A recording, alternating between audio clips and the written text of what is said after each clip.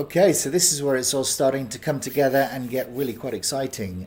You can see a picture here I've just taken of my Pi Zero, which is still running bare metal MicroPython fast booting. That's connected over an I2C bus connection to this Pomeroni Enviro Plus board that's got the I2C sensors on. So what we're going to do is we're going to see if we can leverage Julian Todd's fantastic work that he did for the ESP8266 EXP32 with MicroPython and just move that across straight onto the Raspberry Pi without too much ado. So if I just move this image out of the way, what you can see is that I've got Jupyter up and running. The black area up at the top of the screen is actually a portion of the display output from the Raspberry Pi that we're going to try and put some text on in a little bit. And the Jupyter build is customized with a special microkernel, it's called, that Julian put together that enables us to communicate between this browser here that I have up on my system and the Raspberry Pi that I have connected over a serial link. This is really cool stuff.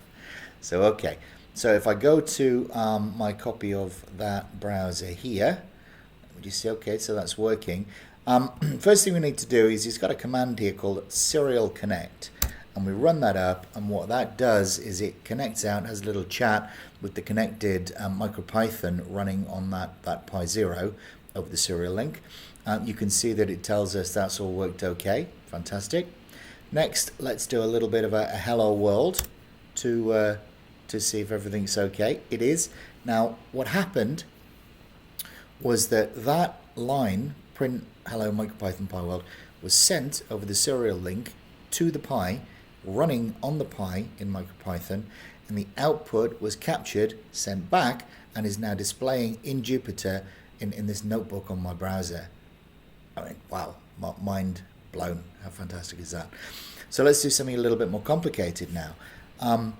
You may have seen in the last snippet that I was running up the example code from the MicroPython port to the Pi Zero.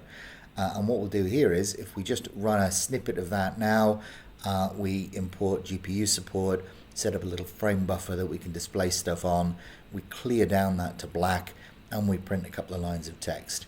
So if I run that snippet, wow, is that fantastic or what? So again, that code went down onto the Pi, ran on the Pi in MicroPython, told the Pi to display output onto the HDMI, which I'm capturing here, and you can see that working. I mean, this is, for rapid development, right? If you're trying to, get ideas together, get little snippets of code working, talk to sensors, play with, AI, ML snippets, this is the way to do it. This is fantastic.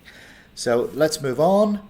Then what I wanted to do was, you saw in the picture, maybe we can go back to that, we can just bring that up. You saw in the picture that I've got the I2C bus here connected up over to the sensor board, to the Pomeroni Enviro Plus. And what I want to do is to scan that bus to see if there are some chips on it. We've talked about that in previous snippets. And what it should do, if we're lucky, is it'll come back with a couple of numbers that will indicate the chips that are present. So you can see here, very, very straightforward. Import the I2C support, grab the bus, scan the bus for devices, iterate over, and print the hex values for those devices, if we find some, fingers crossed. Let's run that code. Fantastic, we've got two devices, 23 hex, 76 hex.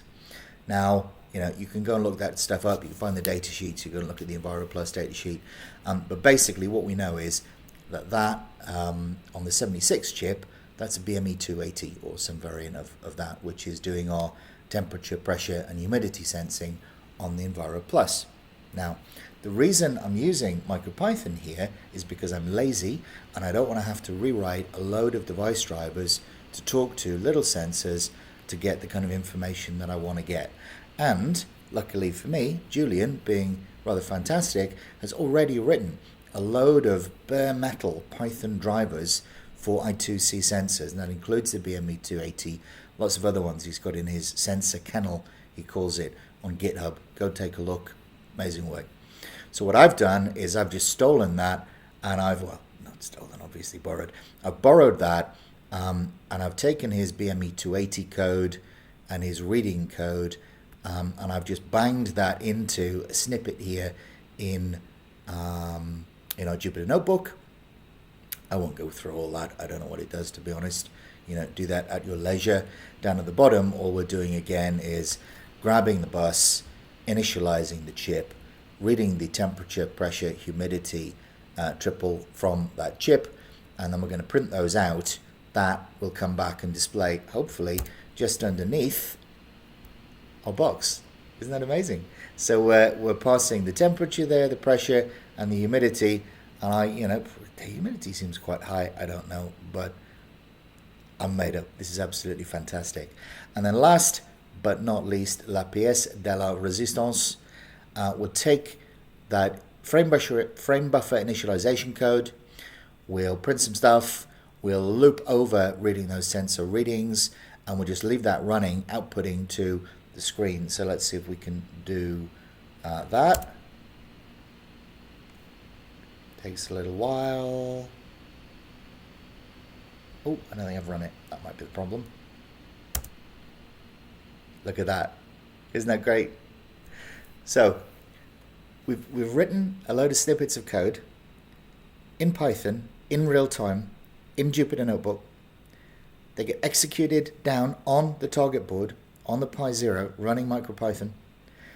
That's now going out and polling sensors, retrieving the information and displaying it on the screen for us to see. And we could easily move that out onto the internet with MQTT over cellular networks or whatever we so wish.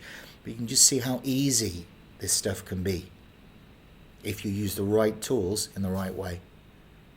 Absolutely fantastic. What a great long weekend. I hope you've had as much fun as I have.